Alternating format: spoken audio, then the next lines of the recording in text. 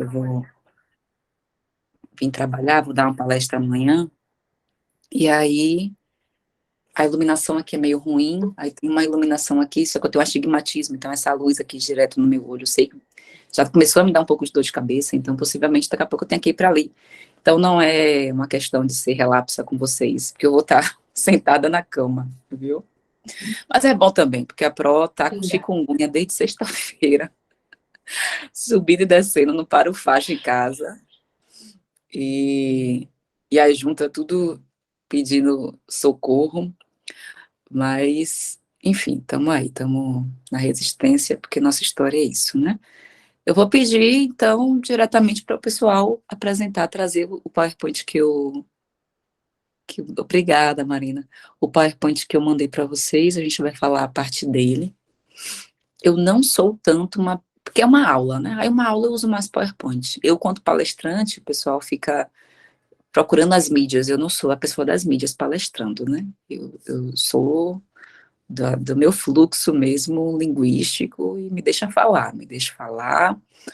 Mas aqui também, como é uma aula, a gente vai e tem enfim, um percurso de início, meio e fim, tem um propósito, tem um planejamento, então a gente vai seguir um pouquinho esse roteiro também porque é um tempo um pouco maior, né? Então, e a gente vai atravessar a gente vai pensar essas questões muito a partir do meu trabalho, né? Do meu trabalho como escritora, do meu trabalho como pesquisadora na universidade, do meu trabalho como idealizadora de uma escola afro-brasileira, que tem uma referência central, né, feminina, negra, que é a Maria Filipa. Então, a gente vai estar passeando um pouco pela minha vida e pelas minhas produções, para a gente discutir a temática de hoje. Inclusive, partilhando com vocês, eu até botei nas redes sociais aí, que eu estava chegando aqui em São Paulo, estava no Uber, quando eu recebi o e-mail da editora dizendo que o História Preta das Coisas, que é esse livro aqui, estava entre os 5 finalistas do Jabuti desse ano, né? Aí são os 5 finalistas que vão para a solenidade, né, para a cerimônia de premiação, e lá na hora dos 5 eles dizem quem dos 5 é o vencedor, né? Então estamos aí lançando energia para que na categoria ciência, é o único livro sobre ciência preta, o que infelizmente não é pouco comum, né? Assim, não, oh, nossa, estou chocada com isso. Infelizmente, a gente ainda está nesse lugar, né? Os outros livros trazem uma questão social, a problemática da Covid, a questão da saúde em um determinado contexto de sucateamento das políticas públicas voltadas para a saúde, e obviamente que isso impacta a comunidade negra, mas aqui a gente está falando de potência, né? A História Preta das Coisas está falando de poder negro, está falando de tecnologia ancestral, de inteligência, de humanidade, e é sobre isso. Saudar aí o Agnaldo, me orientando de mestrado. Já está aparecendo para vocês o PowerPoint?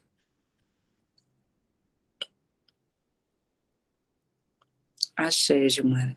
Ainda não, eu não estou vendo. Eu não estou Não, vendo ainda. não tá, né, Jussara? É,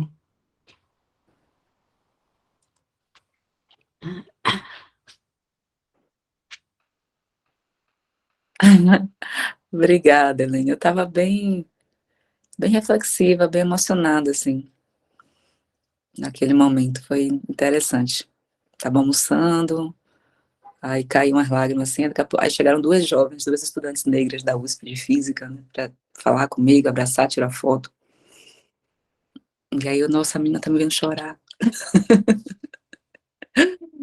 E nem sem entender nada, né? Porque, tipo, chegou, professora, que sou eu, olhando para ela assim, falei, obrigada. Acho que ela pensou assim, professora Bárbara tá meio triste. Eu acho que entrou e saiu, não foi isso? sim. Aí, Agora vai. retornando.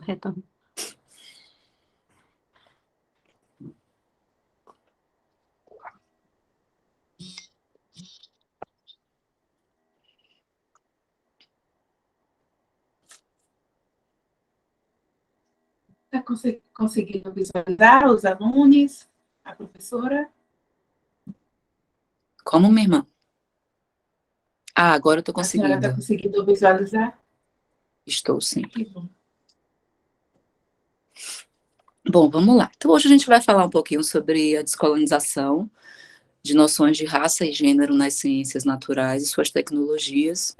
Eu sou a professora Bárbara Carine Soares Pinheiro, sou professora no Instituto de Química na Universidade Federal da Bahia, sócia idealizadora da Escola Afro-Brasileira Maria Filipa, Escolinha Maria Filipa, mas sou, sobretudo, uma mulher preta em expansão no mundo com a sua comunidade, né? Então, sou uma periférica da Fazenda Grande do Retiro, de ascendência quilombola do Quilombo Mucamo dos Negros, mãe da Iana, filha de Terezinha, neta de Vicença, mas possivelmente descendente das guerreiras da Omé, da rainha Ginga, das Candaces de Meroé, de uma linhagem de altivez e de potência de mulheres africanas muito significativa, né, para a nossa comunidade no mundo.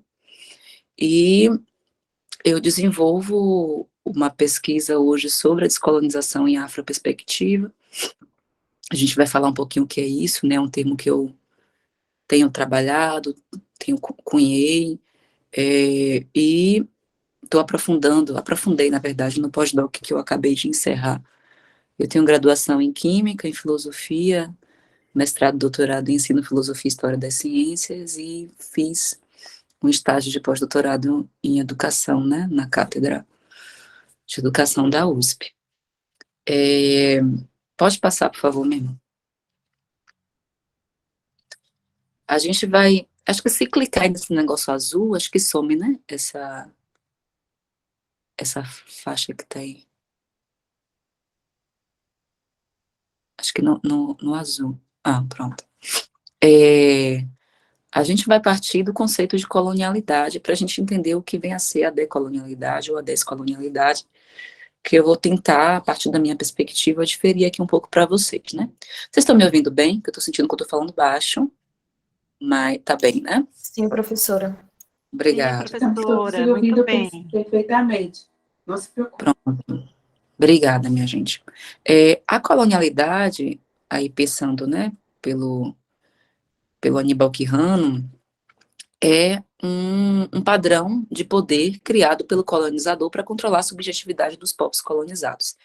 Então, é um padrão de subjetividade construído para oprimir e subalternizar o outro.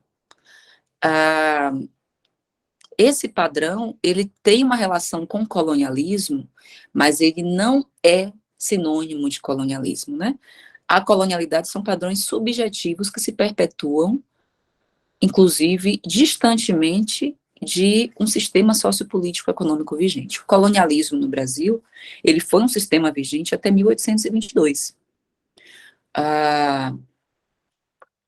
No nosso território nacional, que posteriormente a gente passou a chamar de Brasil. Esses padrões de subalternidade do sul global em relação ao norte global, eles permaneceram, mesmo com o fim do colonialismo, e é aí que impera a colonialidade. Então, a colonialidade ela não tem uma vinculação direta do colonialismo, mas ela parte dele. E a colonialidade ela tem um grau de perpetuação que independe. Independe se a gente está vivendo hoje um sistema, por exemplo, capitalista, a partir de uma ótica supostamente democrática, acho que a gente vai poder falar um pouquinho sobre isso também. A gente vive padrões de subalternidade, que são aquelas coisas da gente querer fazer pós-doc na Europa, doutorado sanduíche na Europa, a gente achar que as universidades europeias são as universidades de ponta, mesmo que muitas vezes a sua pesquisa não tenha correlação nenhuma com a Europa. Muitas vezes sua pesquisa é sobre o quilombo dos Palmares, sabe? E aí, ao invés de você fazer a pesquisa na UFAL, por exemplo, você quer ir para Bolonha, que é uma universidade que teve um grande renome na Idade Média Europeia, mas que hoje não tem esse peso acadêmico mundial, né? Mas, por esse lugar de uma subalternidade psíquica construída em relação à Europa, a gente se curva ao continente europeu em todas as frentes de existência, né? Seja na dimensão acadêmica, seja na dimensão ética, seja na dimensão estética, seja na dimensão religiosa, seja na dimensão política, a gente de superioridade do norte global em relação ao sul global, não pensando norte e sul em dimensões geográficas. Norte global e sul global tem correlação, sim, com uma dimensão territorial, portanto geográfica, mas dialoga com um povo, dialoga com uma cultura, dialoga com as características desenvolvidas por aqueles povos que habitam esses locais. Então, por exemplo, a gente tem colonialidade dentro do próprio sul global. O que é, por exemplo, esse show de horrores de xenofobia e racismo que a gente do Nordeste está vivendo frente à eleição do presidente Lula, né? E aí eu convido vocês a refletirem sobre isso. Eles estão mais ao sul.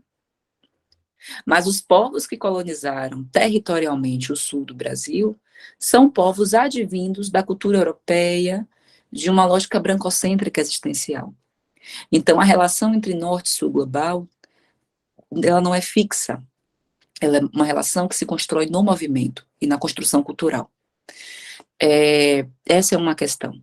A outra questão, quando o slide voltar, que ele está babado hoje, que estava ali destacado no conceito, é a questão do colonizador e dos povos colonizados. A própria nomenclatura, a própria dimensão etimológica, né, da construção linguística, ela tem um atravessamento da colonialidade. Eu destaco colonizador e colonizado porque foi a própria nomenclatura que o opressor designou para ele e para nós.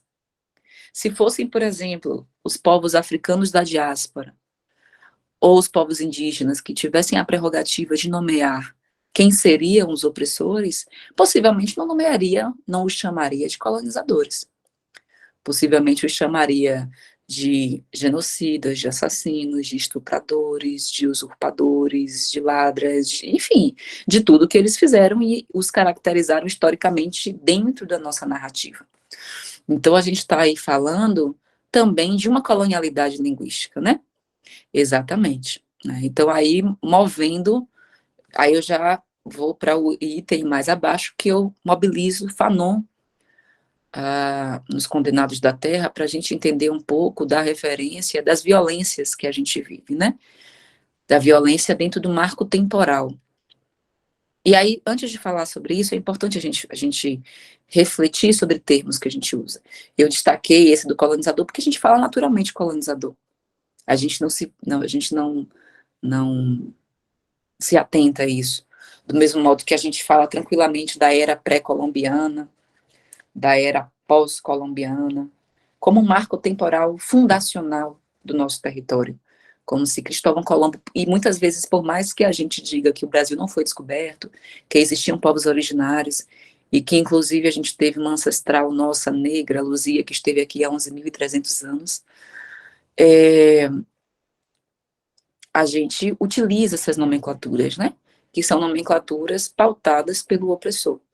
Então, não é sobre idade antiga, idade média, idade moderna, idade contemporânea, não é sobre era pré-colombiana, pós-colombiana, tudo isso são marcos temporais criados pelo opressor.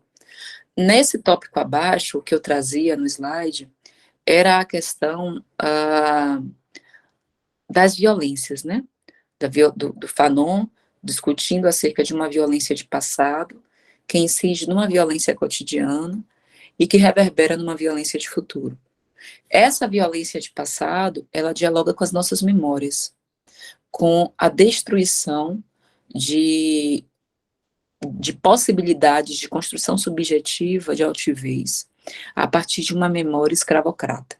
Então, a gente olha para o nosso passado, não a partir do marcador existencial dos primeiros humanos, daqueles que fundaram a humanidade há 350 mil anos.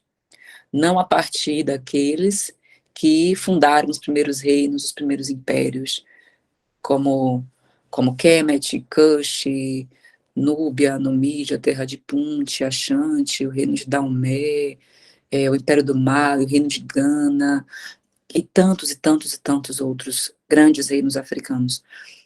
E que fundaram também os conhecimentos, né? Fundaram conhecimentos de base medicinal, de base filosófica, ética, farmacológica, matemática, química, e de tanta linguística, né? E de tantas frentes. A gente se situa de um modo extremamente violento e em outras oportunidades.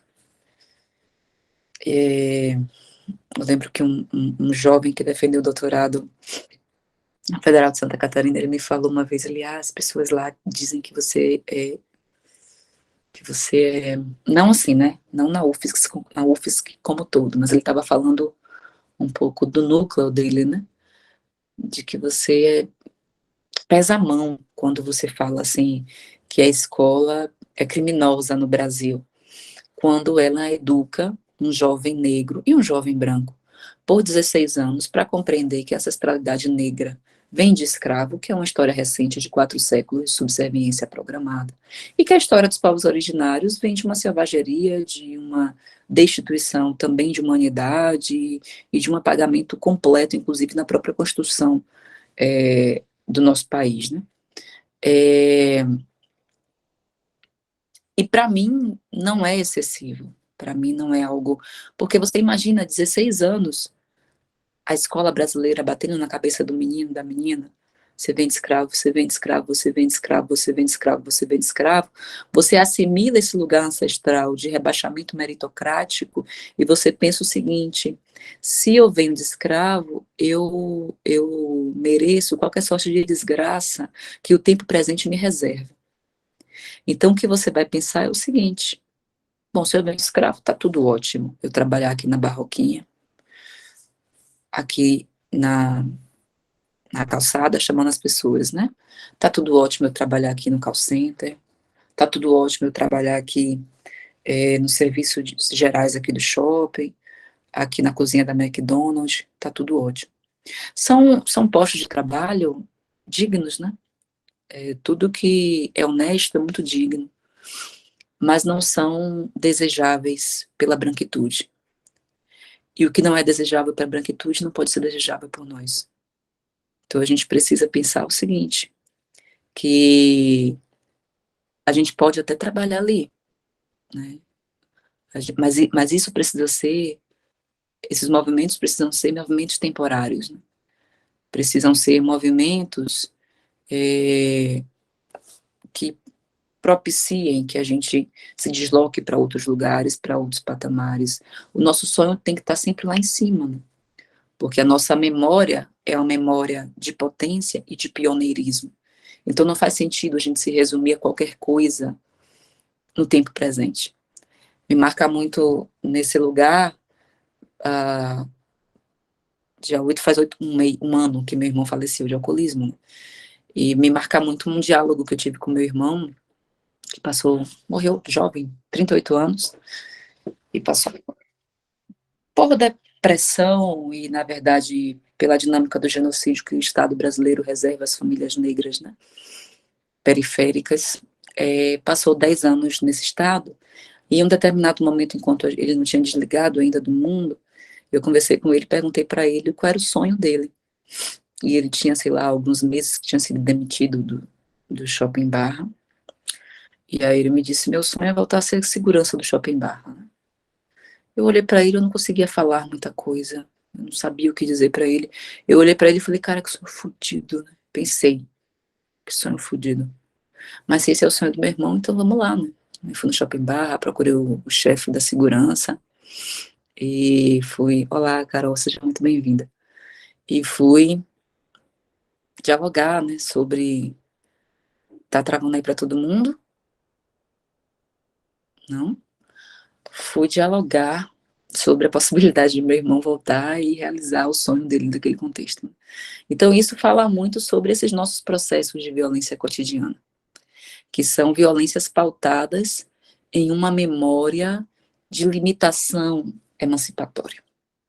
E aí, obviamente, que o sonho ele dialoga sobre o futuro, né? Aqui a gente está falando sobre uma violência de futuro. E isso tem uma relação direta com representatividade. Onde a gente não se vê, a gente não se pensa, a gente não se projeta. A gente tem, por mais, eu dou sempre também o meu exemplo, também eu descobri isso muito recentemente, descobri isso em 2020, nas reflexões aí do isolamento social. Eu gostava muito de química e gostava muito de matemática, e nas vésperas do vestibular eu escolhi, eu sofri muito para escolher entre ser professora de química ou de matemática. E aí, em 2020, fui refletir sobre isso, né? Já ali quase terminando filosofia, pensando se eu ia ter saco na vida para voltar e fazer matemática em algum momento, né? Refletindo sobre meus processos.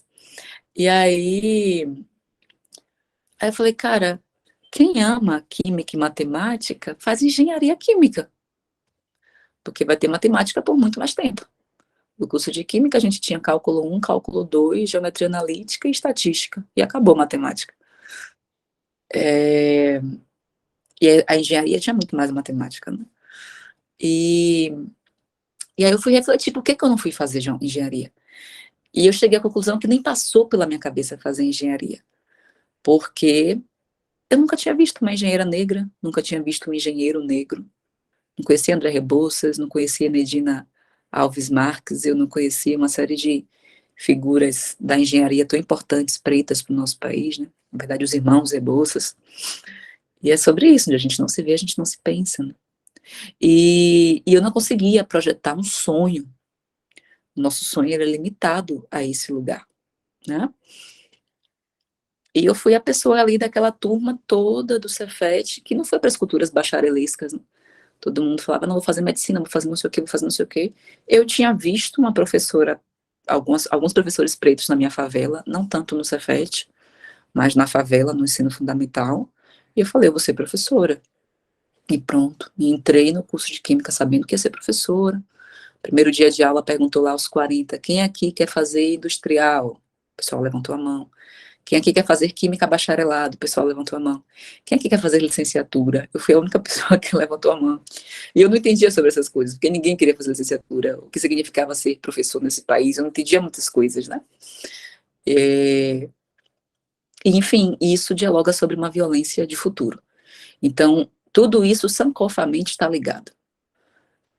A construção de passado, de rebaixamento existencial no passado, pauta para nós um rebaixamento e uma subalternização existencial no tempo presente, e uma ausência de perspectivas de vidas futuras, principalmente no campo emancipatório coletivo do nosso povo.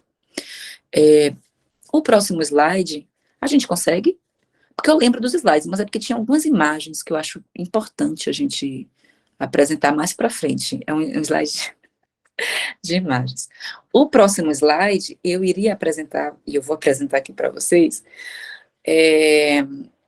algumas categorias decoloniais a partir de referências negras, né?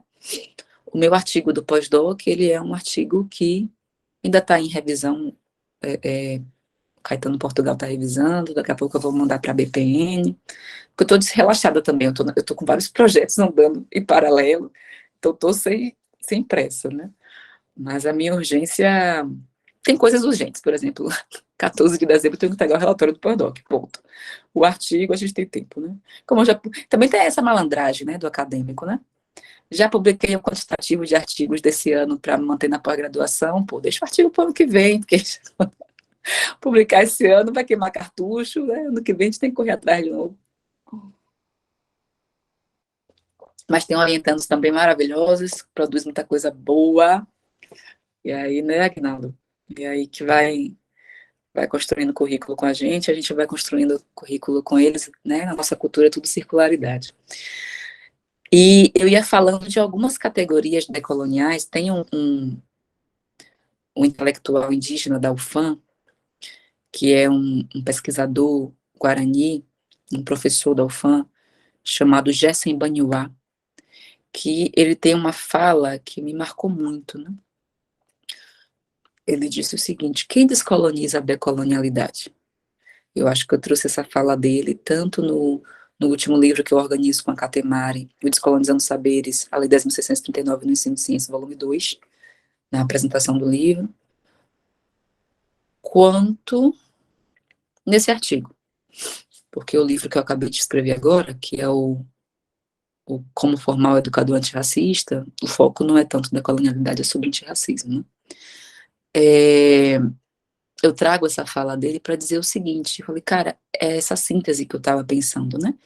Eu defendi meu doutorado em 2014 dentro de uma tradição marxista, na qual eu fazia trabalhos muito, muito importantes assim para a química, mas sem a racialidade e sem o autorreconhecimento intelectual no campo da produção.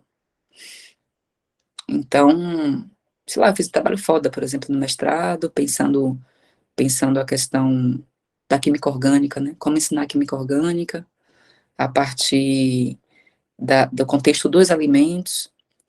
E aí eu discutia sobre a fome. Era um encadeamento, né, de abordagem de contextualização no ensino de química. A gente discutia macro sobre a fome, o que é a fome no mundo, a fome a partir de uma perspectiva social, porque que desde a Revolução Industrial a gente já superou as carências coletivas de alimento no mundo. A gente sabe que tem grandes crises que as pessoas queimam um montante de alimentos, né? Não há mais. A gente já teve, antes da Revolução Neolítica, cerca de 70 mil anos, o que se tinha era carências individuais de alimentos. As pessoas não existiam nem classes sociais. Porque quando os grupos étnicos entravam em conflito, eles matavam o outro para sobreviver e seguir em frente na lógica nômade. A partir do momento com a Revolução Neolítica que há a instauração, né? E isso ocorre em África, do desenvolvimento da pecuária, na domesticação de animais e do desenvolvimento da agricultura, e as pessoas conseguem desenvolver alimentos e não apenas colher alimentos, coletar alimentos por onde elas passam, e aí acabou o alimento daqui, eu vou embora para outro lugar, e aí eu sou nômade porque eu preciso comer, eu preciso sobreviver do frio, eu preciso espantar o mamute, afugentar os animais, eu sou mais um animal. A partir do momento que o ser humano se destaca dentro dessa lógica e domestica os animais e desenvolve agricultura e se torna sedentário, ele cria o excedente de alimentos, o excedente individual de alimentos, né? Então, eu já superei a minha carência pessoal. Então, eu não preciso mais matar o outro grupo étnico no conflito. Eu posso escravizá-lo. E ali tem o surgimento das classes sociais e etc. Ali há a superação das carências individuais de alimentos. A superação das carências coletivas acontece na Revolução Industrial. Então, desde o século XIX, não tem porquê pessoas passarem fome no mundo. E aí o texto vai discutir sobre reforma agrária, vai discutir sobre 70% das pessoas que passam fome no mundo serem as pessoas que produzem comida, estarem no campo, vai discutir sobre uma série de questões, né, inclusive vinculadas ao MST e tal. E vai discutir também o que é a fome do ponto de vista bioquímico, nesse processo de carência nutricional a partir dos nutrientes que geram alimento, né? E aí a gente vai falar sobre esses nutrientes que geram energia para o nosso corpo, e a gente vai mostrar, aí a Agnaldo está analisando, a gente vai mostrar as estruturas químicas desses nutrientes que balizam os nutrientes, então, por exemplo, os grupos álcool e cetoaldeído dos carboidratos. A gente vai mostrar das proteínas, enfim, vamos mostrar os grupos. E desses grupos funcionais, a gente mostra quais funções orgânicas se caracterizam por cada grupo funcional, e a gente estudava química orgânica, eu ensinava química orgânica, dentro de um contexto social, discutindo a problemática da fome no mundo, sem ser naquela perspectiva memorística que todo mundo aqui aprendeu orgânica, met, et, próprio, but, an, en, in, não sei o que, não sei o que, não sei o que, o caralho a quatro que a gente aprendia que não fazia sentido nenhum na nossa vida. Então, assim, não tô dizendo que foi um trabalho ruim, porra, foi um trabalho foda, mas chegou um momento, pô, ele é bacaninha, não, você vai gostar. chegou um momento que eu, no final do meu doutorado, eu falei, caralho, assim, tem um problema com isso aqui que eu estou produzindo, né? Eu não me vejo. Quando eu vou olhar todos esses autores e autoras que eu estou utilizando aqui de referências marxistas, eu não estou. A demanda da minha vida não está pautada aqui, a minha agenda enquanto mulher preta não está pautada aqui. Eu acho que eu começo a viver isso dentro da própria universidade. Eu me lembro disso, quando meu irmão entra para a alcoolemia, eu lembro bem de mim perdida, assim, numa reunião de congregação, olhando para a cara dos colegas, assim, e o pessoal meio que discutindo sobre questões específicas da universidade, assim, né, discutindo veementemente da vaga do concurso, discutindo veementemente dos processos ali da universidade, ou até de questões mais simplórias, como ar-condicionado, ou de questões aparentemente simplórias, mas não tão simplórias, como repartição de salas, de gabinetes, né? E eu olhando para as pessoas e eu pensando que, tipo, naquela madrugada eu tinha ido buscar meu irmão na rua com o meu outro irmão e que de noite ele ia estar na rua de novo, caído. Teve uma época que ele estava dormindo na embaixada fiscal, né? Passou um tempo em condição de rua e tal. E eu olhava para as pessoas e, tipo, não fazia sentido. Nada fazia muito sentido. Tipo, as pautas centrais acadêmicas não faziam. As tretas, inclusive, da direita e da esquerda acadêmica, né? Que em química até tinha direita e esquerda, mas na educação não tinha tanto direita e esquerda, era esquerda e esquerda. Era esquerda PT, PCdoB e esquerda mais radical, né? Mais que surgiu depois, né, do contexto do golpe, PSTU, Partido Operário Revolucionário, PCB, enfim. E eu olhava para aquelas paradas assim, e eu vivendo umas questões muito, muito da minha vida, e lembrando das outras dinâmicas, né, do que é ter que saltar um corpo tombado no chão para ir para a faculdade, do que é não ter jaleco, do que é ter que voltar para casa traseirando até o Largo do Tanque, subir o Alto do Peru andando para ir para a Fazenda Grande, do que eram vários corres e a parada completamente em dissonância com as questões que se discutiam na universidade. Aí ali eu falei, cara, tem um problema muito grande com a minha formação acadêmica, né? Tanto na minha formação política, de militância acadêmica, e ali eu já tinha sido candidata a vice-presidente do sindicato, já tinha muitas coisas, já filiada a partidos, várias coisas. E. Nossa, acabei a água. Só um segundinho para pegar uma outra água aqui, rapidinho.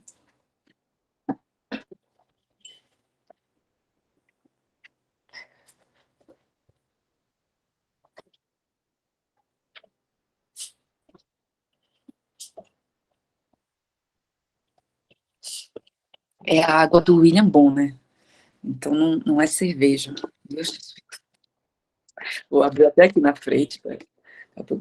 Mas se bem que é uma aula decolonial, né? Se eu abrisse uma cerveja aqui, tava tudo certo. É, e, e, e aí tinham essas questões práticas da existência, mas tinham questões também de ordem subjetiva, teórica, né?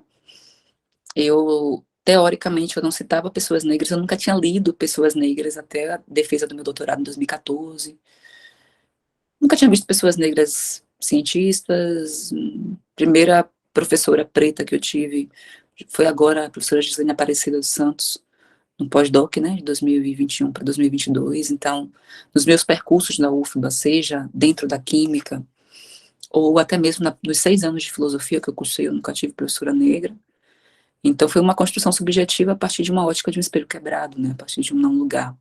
Então, eram vários atravessamentos. E eu falei, cara, eu preciso terminar esse doutorado porque eu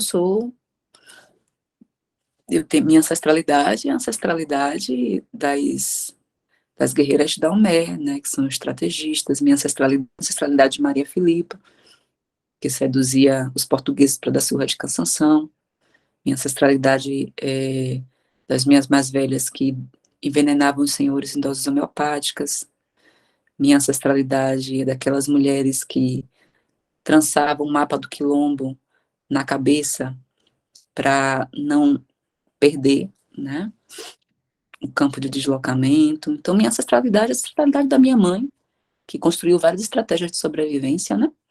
Então, eu não vou surtar no final de um doutorado. No último ano, se fosse do primeiro, tudo bem. Ai, não quero esse... Vamos dar uma virada epistemológica, mas era o último ano, o texto estava tudo escrito. Falei, vai, defende e já vai buscar, já faz o movimento Sankofa de voltar pelo caminho e buscar tudo que ficou por lá. E aí eu defendi o doutorado em 2014 e eu volto para esse caminho para ressignificar minha trajetória, né? E nisso eu me deparo com a decolonialidade ali no final de 2014, início de 2015, né? Tá um movimento muito recente. E aí eu acho a decolonialidade uma salvação. Eu encontrei a salvação de todas as coisas, a decolonialidade, a decolonialidade.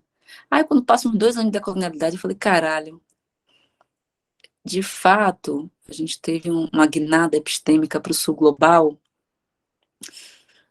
mas é tudo macho branco de novo, cara, só que é da América Latina.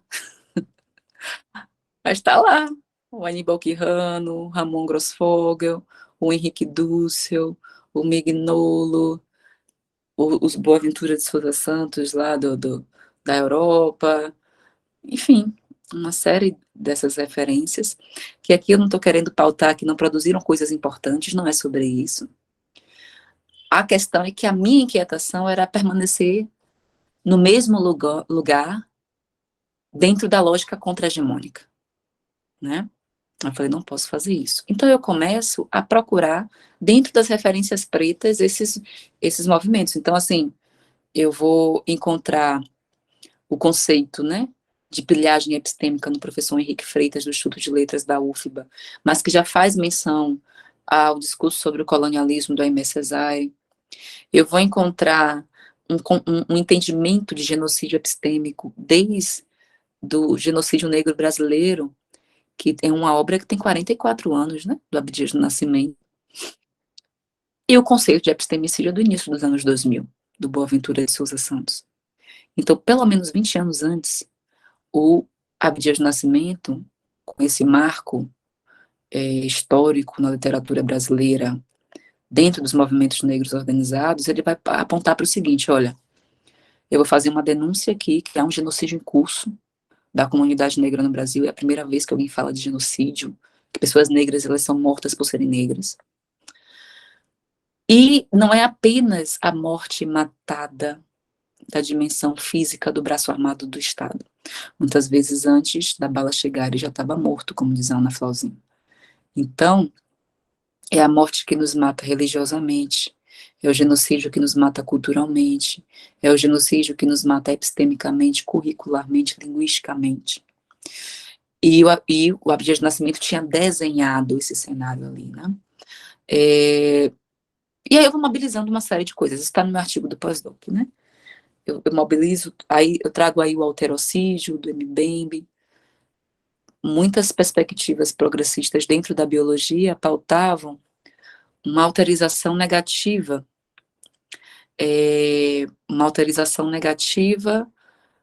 como uma problemática social.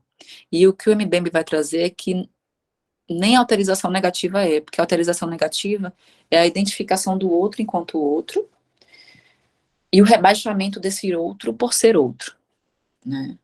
É a construção do ser a partir do outro enquanto não ser, né? Na verdade, isso seria o alterocídio, que é o que a Sueli Carneiro está trazendo na sua tese de doutorado, defendida lá em 2005. E outras categorias, né? Na tese eu mobilizo, no pós-doc eu mobilizo o preto-grês, no pós-doc eu mobilizo a escrevivência, eu mobilizo também a améfrica, o conceito de améfricanidade, eu mobilizo o conceito de negro-vida do Guerreiro Ramos, eu crio um conceito chamado intelecto e pluralidade, todas categorias teóricas. Eu vou parar aqui nesse instantinho para dar uma lida nos comentários, viu? Todas categorias teóricas que eu entendo como decoloniais, trazidas por pessoas negras, né?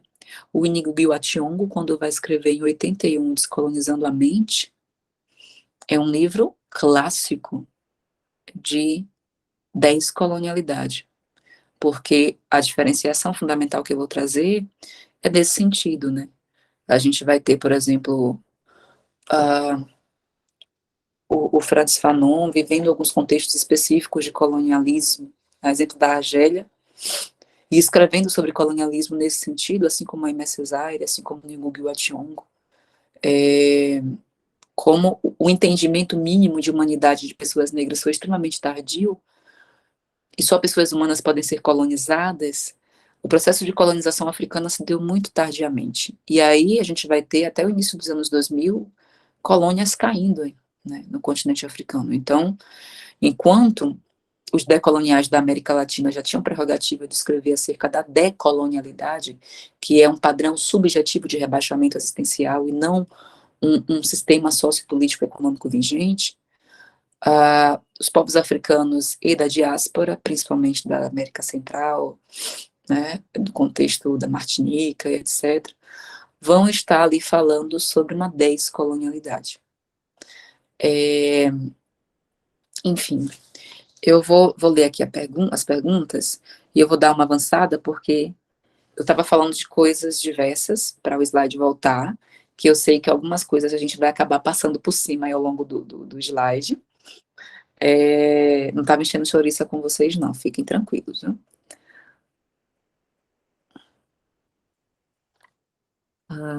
Na universidade de 50 disciplinas, só uma professora negra. Né? A universidade brasileira, e isso não incomoda ninguém, né? Em 2016, o Coletivo Luiz Barros fez um censo e contou assim mesmo, né? Porque era tão fácil contar os pretos da universidade. Os mais velhos aí todo mundo se conhecia, né? Contou e chegou a um total de 60 professores pretos em 2016, para um total de 3 mil professores da universidade, e isso não chocava naquele contexto nem a esquerda mais progressista branca existente na universidade. Isso não era pauta, isso não era problema. Né? Então a universidade brasileira sofre desse reflexo, né? A Marides entrou um pouco depois na aula, não viu o começo. Eu já apresentei os slides, a gente está aqui nessa luta.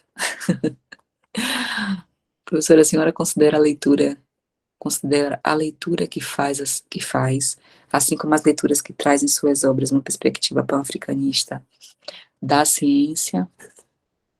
Não, não considero uma leitura pan-africanista da ciência, não que eu tenha nenhum problema com relação ao pan-africanismo. O pan-africanismo é uma perspectiva teórica muito importante de agência imanentemente africana, né? Então a gente pensa o mundo a partir da África e da sua diáspora, né? Nesse espalhamento a partir da sexta região. Por isso que a gente pensa em África, a gente pensa uma África em movimento, onde tem uma pessoa preta no mundo, a África ali está, né? Mas a abordagem que eu faço, vocês vão ver que são abordagens diversas. Vai ter abordagem antirracista, vai ter abordagem afrocentrada e aí que flerta talvez com uma perspectiva pan-africanista. Vai ter abordagem decolonial, mas que eu acabo não trazendo aqui, né? Mas porque qual é a minha questão, né? Não é problema nenhum com Garvey, questão nenhuma com Molefe Achante, não é questão nenhuma com esses grandes marcos importantes para as nossas formações teóricas, mas eu gosto muito de pensar o mundo a partir da perspectiva intelectual da Bárbara Karim. E aí fica parecendo que Bárbara Karim quer se colocar no lugar desses intelectuais, não é sobre isso.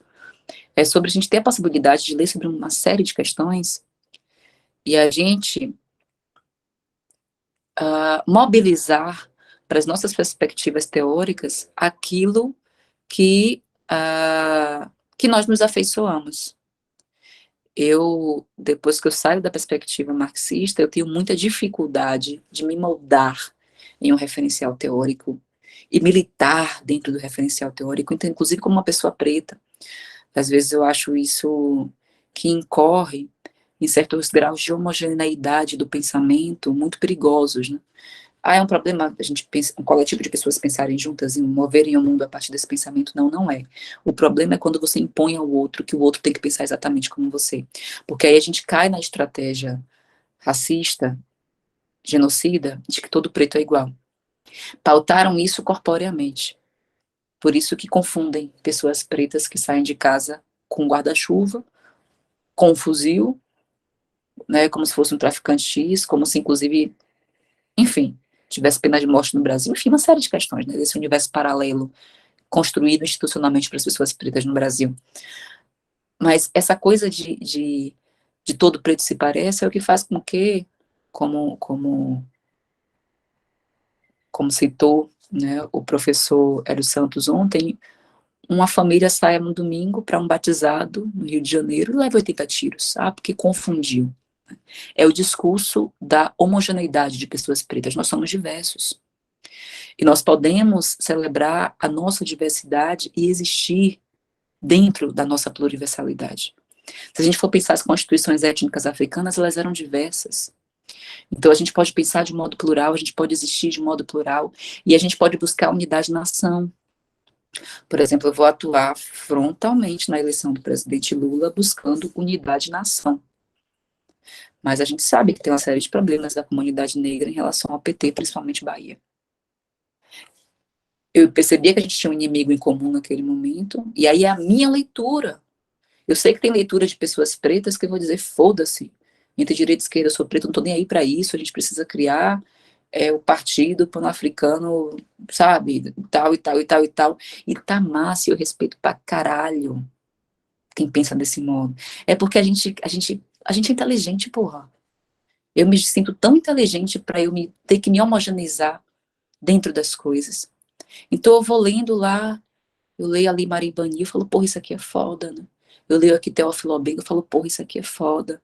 Eu leio aqui Ashanti, eu falo, porra, isso aqui é foda, isso é foda, porra, isso aqui. E aí eu vou construindo a minha parada, meu bagulho na minha cabeça. E eu tenho condições, tipo esse último livro que eu escrevi, porra, eu escrevi aqui, ó. Você tem ninguém. O que é que eu fiz depois, nas referências? Falei, ó, leiam esses livros todos aí. Porque, tipo, enfim, estou escrevendo um livro, não é um livro no formato acadêmico de mestrado, doutorado, que você tem que botar citação de não sei o que, de não sei o que, aponte de não sei o que, de não sei o que, coisa de não sei o que, de não sei o que. Eu não estava indo lá nos livros pegar as referências. Então, foram pessoas que me formaram ao longo da minha vida, das minhas leituras, e formaram a minha constituição, meu pensamento. Então, eu me permito existir enquanto Bárbara e refletir o mundo enquanto Bárbara. E é por isso que as pessoas às vezes pensam assim, poxa, Bárbara, você fala sobre tanta coisa, né? Você emitir opinião sobre diversas coisas, porque eu me permito o exercício reflexivo da intelectualidade construtiva. Inclusive, quando eu fiz filosofia, porra, isso é difícil. Chegou num ponto da filosofia que eu falei, cara, a galera aqui é reprodutora de pensamento de sistemas filosóficos. Fulano aqui, que é o kantiano, não sei o quem aqui, que é o platônico, não sei o quem lá, que é o heideggeriano. Eu falo, porra, cadê o filósofo do Brasil? Cadê a filósofa brasileira? Cadê as pessoas que pensam a partir de si? É todo mundo dentro da caixinha de não sei o quem? E, porra, aí com todo respeito, isso se aplica também às nossas referências pretas. Porra, aí você está dizendo, Bárbara, que não é pra gente considerar grandes nomes como Sueli Carneiro, como Lélia Gonzalez, como Beatriz Nascimento, como Luísa. Não, não é sobre isso. Não é sobre isso. É a gente olhar para a história deles e delas e falar, eles vieram até aqui e eu preciso dar continuidade a essa história. E eu preciso dar continuidade me reconhecendo intelectualmente. Quando eu me percebo intelectual diferente, então não é muito desse lugar. Eu falo, porra, eu gosto de ser quem eu sou, favelada, gosto do meu movimento de quebrada, mas eu sou intelectual, porra. Não vou botar aqui só no meu Instagram diferente, não. Eu sou intelectual e eu vou disputar minha intelectualidade sim, porque eu penso, eu produzo mundo, eu produzo reflexão acerca do mundo. Então, eu coloco isso aqui para você, minha irmã. Foi uma pergunta importante, mas dentro da própria decolonialidade, por exemplo. Eu estou chamando uma parada de decolonialidade em afroperspectiva. Quer saber? Os decoloniais brasileiros não me citam, não. Porque eu estou misturando a parada toda. No referencial teórico da Maria Filipa, da Projeto Político Pedagógico, eu inventei uma coisa chamada perspectiva pedagógica crítico-decolonial. Tipo assim, um marxista que lê aquilo ali quer me matar, que vai dizer que eu estou fazendo um Frankenstein epistemológico, juntando referenciais teóricos, porque eu junto, por exemplo, pedagogia histórico-crítica, que é uma pedagogia importante para a nossa escola, para a gente pensar os clássicos, para a gente pensar uma série de coisas, ressignificando o que são esses clássicos, que não são apenas os europeus, mas são clássicos indígenas, clássicos africanos, sobretudo, e pensando a partir de uma ótica decolonial. Então, tipo assim, as pessoas da academia que estão ali disputando campos paradigmáticos, que são os campos paradigmáticos, é o que meus orientandos sofrem quando entram na pós-graduação. Ah, você é de que referencial? De que paradigma? Ah, eu sou do interpretacionismo. Ah, eu sou do construcionismo. Ah, eu sou das teorias críticas. Ah, eu sou do positivismo. Ninguém fala que é do positivismo. Ah, eu sou da fenomenologia. A fenomenologia também é queimação. Ninguém fala que é da fenomenologia. E tudo que é, tipo, o trabalho de preto, de viado, de mulher, de não sei o que, é pós-modernidade. E vocês são os pós-modernos. Falei, cara, nada a ver isso aí. Eu já orientei trabalho afrocêntrico. Hoje eu oriento um outro trabalho, dois trabalhos afrocêntricos, né? Por exemplo, a dissertação do Agnaldo e a tese da Kelly são afrocentradas, né?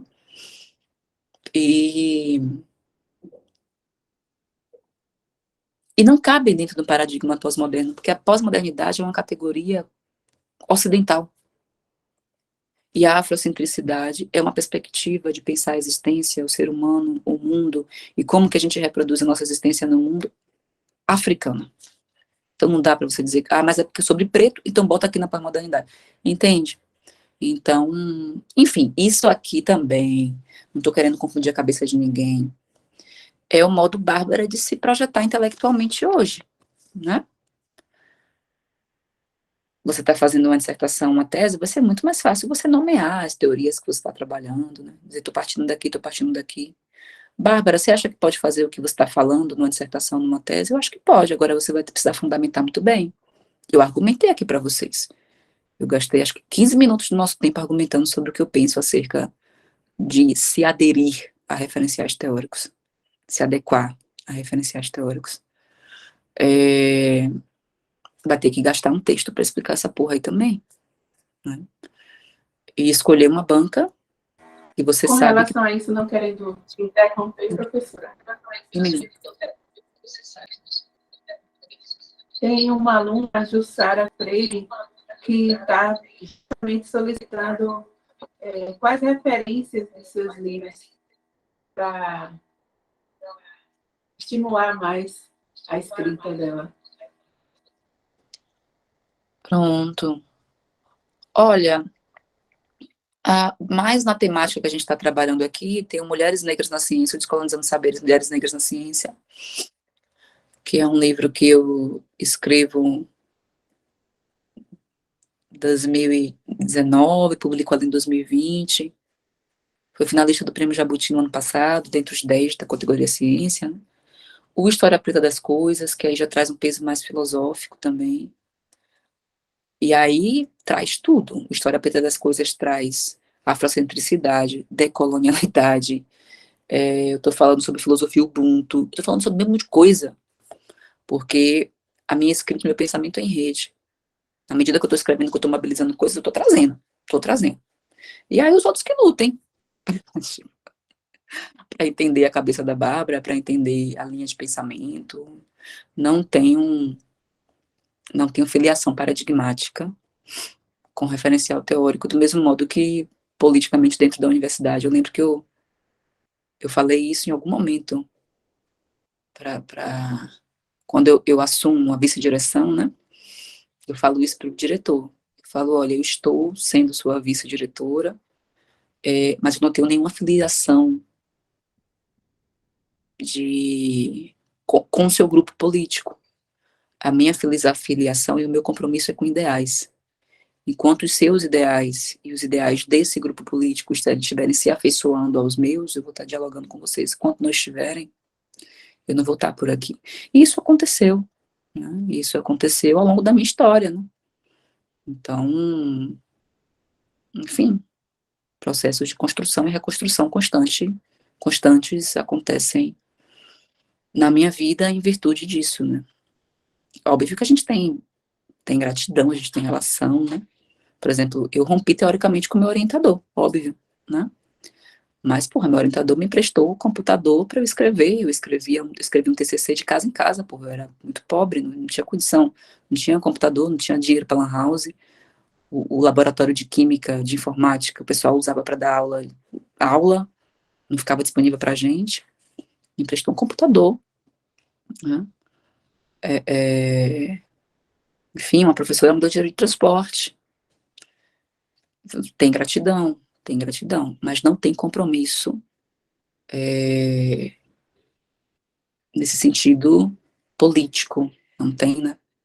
Tanto que quando acontece uma situação de denúncia de racismo com relação à professora que me dava transporte e que me vem uma solicitação de escrever uma carta, eu falo, não posso fazer isso. Tá? Não posso. Tenho muita gratidão por um contexto, mas fere a minha existência. E aí eu acabo sendo mesmo uma figura solta no mundo mesmo, né? E aí acho que é massa, porque eu me percebo uma intelectual orgânica brasileira. Tipo, é a intelectual da UFBA, não, é Bárbara do Brasil mesmo. É Bárbara, né? E, e com essas dificuldades mesmo, de construção de laços específicos na UFBA.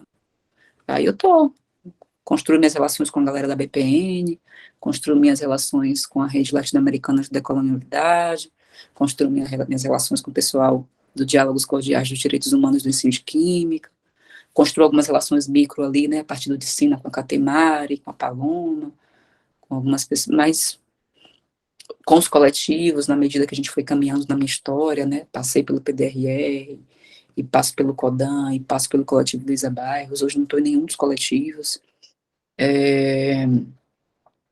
e é muito esse movimento. Ah, é você pensar uma intelectualidade, uma militância solitária? Não. Mas é em redes a partir de outras perspectivas de rede. E aí a vida fica muito menos adoecedora para mim, sabe? Às vezes eu vejo hoje, depois de 10 anos que eu sou professora da universidade, eu vejo algumas manas pretas tão adoecidas assim. Outro dia eu entrei num grupo, uma mana que eu tenho tanta admiração, que é uma preta foda da física, uma mais velha, né? Bárbara, um grupo aí de mulheres pretas e tal, gostaria de colocar você, pretas intelectuais. Porra, vamos. Entrei, aí eu vi o primeiro dia uma energia foda, pesada, assim, o racismo que eu vivi hoje no departamento, a reunião da congregação, que o pessoal falou tal coisa, e eu do não sei o que, do não sei o que, do não sei o que, aquele peso, aquela vida, que a universidade era a vida das pessoas, e aquela dor, e aquela coisa, eu falei, cara, eu não vou ficar aqui, infelizmente, minhas irmãs.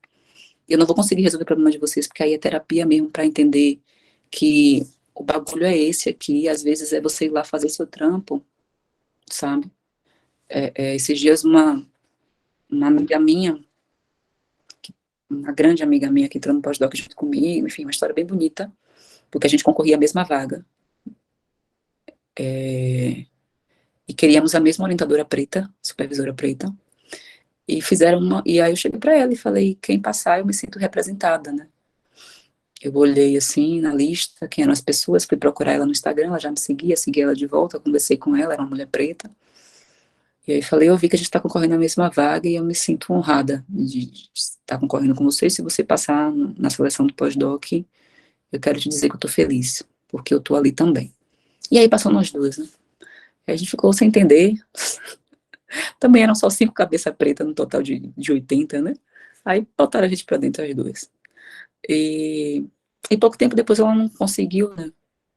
Ela, nossa, não tô aguentando, racismo, aqueles brancos, aquelas coisas, aquelas opressões, aquele não sei o que. Eu falei, minha irmã, foca aqui, ó, propósito, sabe? Tipo, muitas vezes você tem que entender que a sua dissertação de mestrado, a sua tese de doutorado, não é só sua não, porra. Tu não tem o direito sozinho de meter o louco é uma tese de doutorado, é uma dissertação de mestrado, que é fruto de sangue derramado de quem veio antes. Não te pertence só. Pertence à ancestralidade, pertence às mais novas. Se torna referência para quem está chegando. Nosso trabalho é coletivo, é rede, é quilombo, é circular. Então a gente não pode estar nesse lugar. E aí, tipo, eu vou fazer aqui, meu irmão. O que é que tem que fazer? Os minicursos, eu vou dar meus minicursos. O artigo, eu vou fazer o artigo, o relatório, eu vou fazer o relatório. As reuniões de não sei o quê, eu vou assistir. Eu falei, mas ó, tô aqui. Somos cinco cabeças pretas, de um total de 80, inclusive dentre pessoas negras que estão ali negociando com a branquitude, querendo seu lugar ao sol. Então, assim, eu vou entrar numa loucura de adoecimento para resolver esse problema secular que está aí? Não vou. A USP entrou no século XXI, um dia desse, implementando cota, sou eu que vou resolver o problema em um ano de pós-doc, porra? Não, tô precisando aí do meu certificado, tô precisando aí da minha experiência de pós-doc com a professora preta que eu tanto almejei ter ao longo da vida. Meu foco é esse, né? E aí o que aconteceu? A Mana não conseguiu. Largou a porra, mandou um e-mail, teve um dia ela mandou mensagem, eu falei, cara, não surta, segura a ponta, não sei o quê. No dia seguinte eu já acordei com o e-mail dela saindo, e aí terminou mês passado, aí quando foi esses dias, essa minha amiga veio falar comigo, você viu tal coisa do pós-doc? Eu falei, cara, encerrou dia 14, pra mim encerrou dia 14. Foi um ciclo ali, encerrou. Tô tocando minhas paradas, porque minha missão do mundo é grande, eu preciso estar saudável, né? Então, eu cuido muito disso, né? Acabou que virou uma aula aqui gigantesca sobre um bocado de porra, né? Sobre saúde mental da comunidade preta, sobre sobreviver na universidade, sobre um monte de coisa, né? A gente saiu completamente. Tá vendo porque os slides estavam interrompendo? Porque não ia conseguir. Eu acredito que não saímos do tema, porque já que a proposta é descolonizar noções de raça e gênero dentro da academia, a condução, a didática da sua aula, eu não gosto nem de usar essa expressão didática, porque o magistério, perdão a palavra, era bastante colonial o sistema. Consola a todos os alunos que estão aqui. E são depoimentos de gasolina na alma, de não desistência, apesar de conhecermos o eixo de nossos limites. Uhum. Muito obrigada. Eu estou lendo aqui algumas perguntas e eu vou voltar lá para os slides. Ah, tem também, minha irmã, os Descolonizando Saberes, volume 1 e volume 2, que são livros importantes. São livros de didatização da Lei 10.639 para a educação científica, não pensando a ciência dentro de uma ótica positivista das ciências de bancada, laboratoriais, né? Mas, majoritariamente, porque eu sou da química, a Catemária da física, e fomos nós que organizamos o livro, né? Mas tem textos de história, tem textos de direito, tem textos de psicologia, de educação física. Então, Tem todos uma os livros. aluna aqui, Sim. antes de retornarmos para os slides, que fez uma pergunta: a perspectiva antirracista se difere em quais pontos da decolonialidade? Essa pergunta eu vou responder logo ali quando eu falar de antirracismo, perspectiva afro-brasileira e afrocentricidade. Tudo bem? Eu não vou esquecer, não. Fiquem tranquilos. Tudo bem, Marta de Paula, já viu? Ela vai lhe responder carinhosamente. Tamara colocou aqui, ó. Eu quero meu certificado.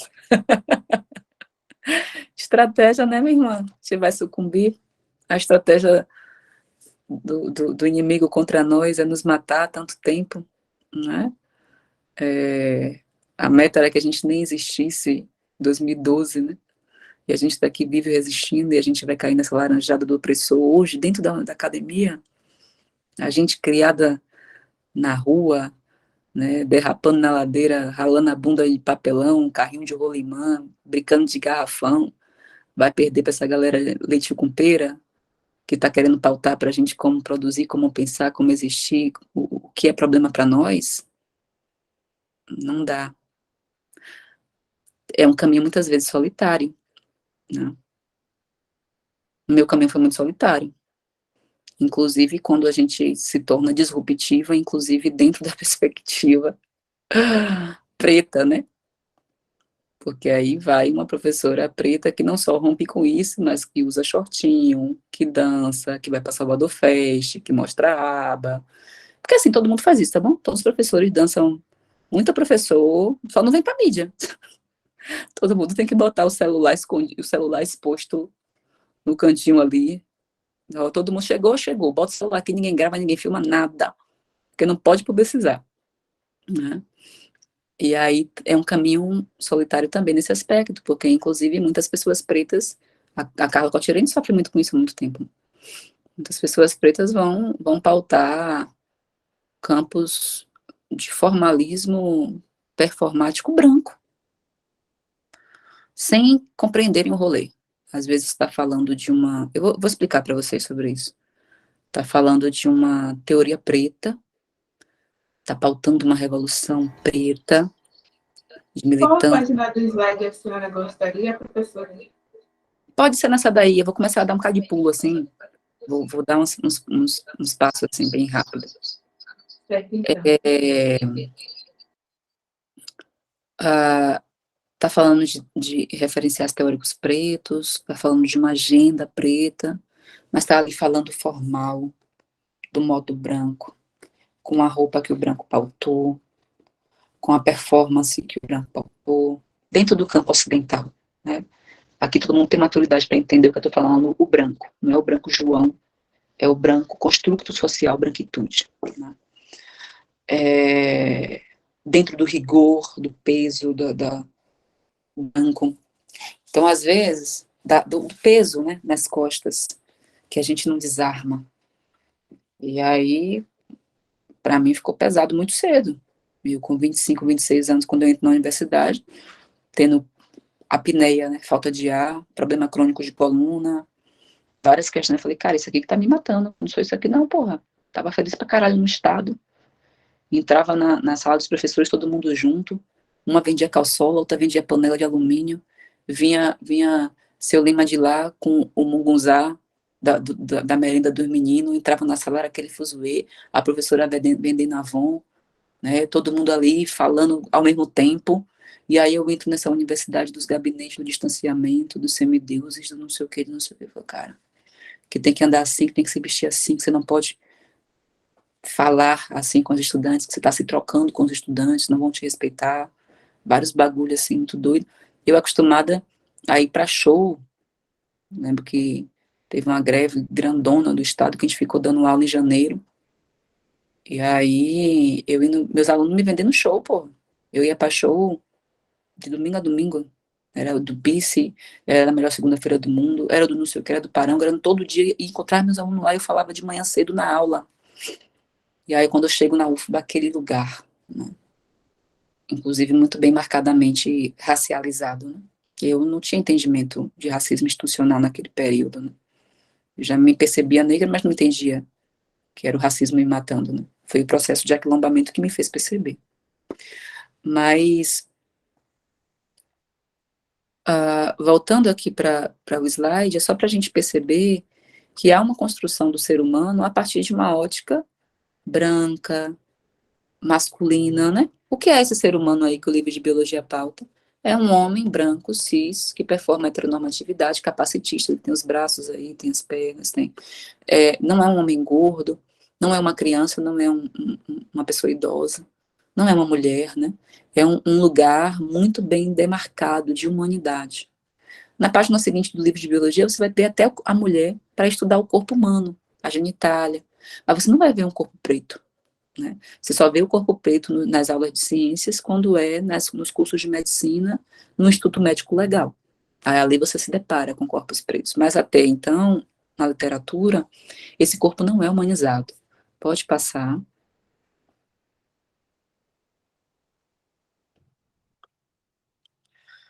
E aí eu trago algumas referências, ou seja, não só sou eu que estou fazendo isso no Brasil, eu não estou inventando a roda, tem outras pessoas dentro da ciência fazendo isso também.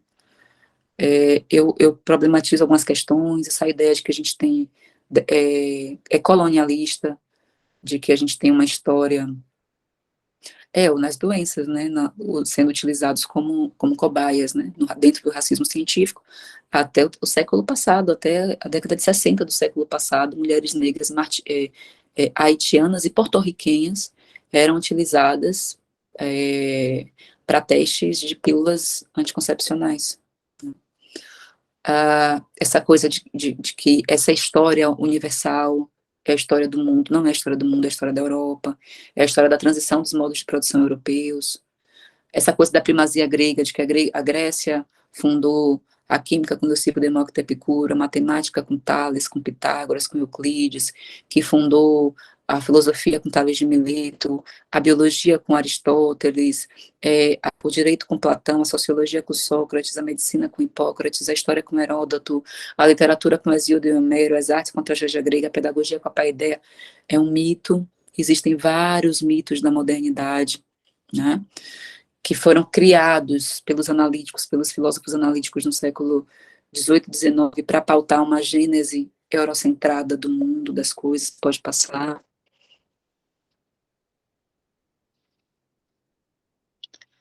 E aí a gente vai ver que Kemet é 2000 anos anterior à Grécia, então faz todo sentido que grande parte das produções intelectuais humanas, do ponto de vista historiográfico, tenham surgido de Kemet, pode passar.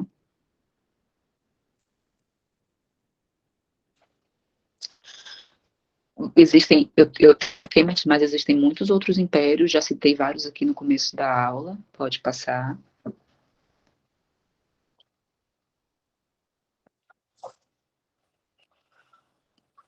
A Biblioteca de Alexandria, por exemplo, é uma biblioteca africana, que era a maior biblioteca do mundo antigo, e que, portanto, se as pessoas consumiam conhecimento literário, elas também produziam, tá?